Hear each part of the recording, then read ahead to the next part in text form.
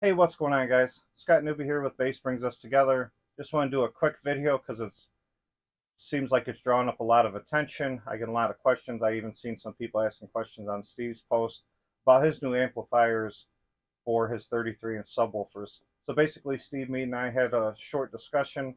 I'm familiar in the home theater range and home theater amplifiers for subwoofers and stuff. So me and Steve just had a quick chat for a while, and he was looking to push more power to his 33-inch monster subwoofers in his living room, and just asked me what a recommendation was to get some more clean power to them. He wasn't looking to push them to the max.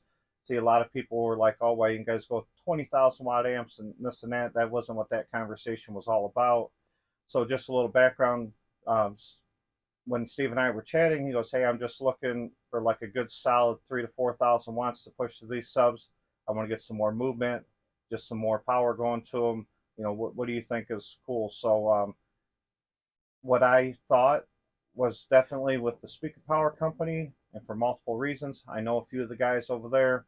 I know before I even knew those guys in the past, they would send their amps out for third party testing, stuff like that, that they always held pretty true to their ratings.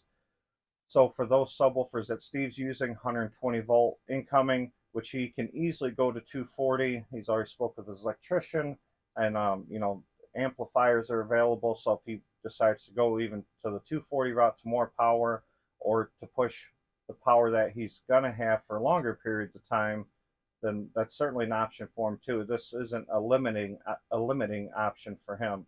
So basically, the SP 8000 from Speaker Power is two 4,000 watt modules in one chassis.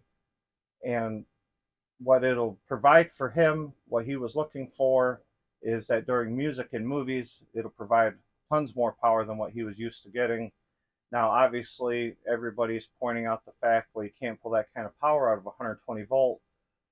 That is only true to an extent. The way that the Speaker Power amps are built, extremely large density capacitors, and a lot of them, so they can store power, and then when they get that demand to draw that power, the power's there available. Obviously, once the caps are completely drained, then the amp would draw even more power from the wall. Then that could cause the breaker to blow. You have to understand that these amplifiers are 95% efficient, plus your breaker can withstand multiple times its rated load for short-term draws.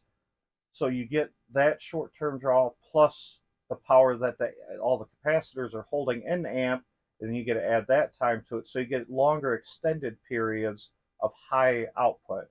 Now, I mean, obviously, Steve's been in this game for a long time and understands, and just like myself, that if he was to do continuous sine waves, low hertz sine waves, that eventually, yes, the breaker will blow. And if he does happen to run into any of those kind of issues, um, he's not going to mess around. He'll go to the 240 and then step up to the SP 12,000 amplifier, even more power, and be able to do even what he wants for longer periods of time. The conversation that I had with Speaker Power and conversation with Steve, I feel that this amp was certainly just a good fit for his needs. He's not looking at running 10 hertz sine waves in his house at maximum volume and just knocking his house to the ground. That wasn't what this was about. So I just wanted to explain that to everybody real quick, that that's how those amplifiers work. And there's a reason why subwoofers like these, the JTR Captivators, tested for years as number one contender for having the most 10 hertz output. And these are powered by Speaker Power amplifiers. The whole JTR lineup, people have known JTR in the home theater world as being some of the most powerful subwoofers that you can purchase. And they've all been powered by Speaker Power for years. You see huge DIY builds, guys. Speaker Power is one of the popular brands. They also, in the frequency range going down, a lot of amplifiers will start cutting off around 20 hertz or so, and shallowing or even aggressively start rolling off because the amplifiers can't handle the super low hertz. Speaker Power has been very well known to handle down to 5 hertz before significant roll off. So it's a great home theater amplifier, great power for what Steve's trying to do.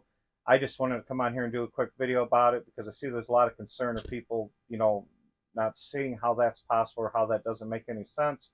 I might even forgot a few things. It's 4 o'clock in the morning here in Chicagoland. It's freezing cold. I'm a plumber, so we're running nonstop day and night, fixing water leaks and frozen water lines. But I think this was certainly worth a couple-minute video just to kind of explain what was going on. So, all right, guys, I'm excited for Steve. We just became buddies not too long ago, but doing a lot of chatting. I think that this is really going to rock his setup. And if he wants more, he has those options available as well. And it's gonna be cool. I think he's gonna be able to get the amp on the dyno. I know he's not used to testing the home theater equipment, but with some chatting with him, as he certainly thinks that's possible.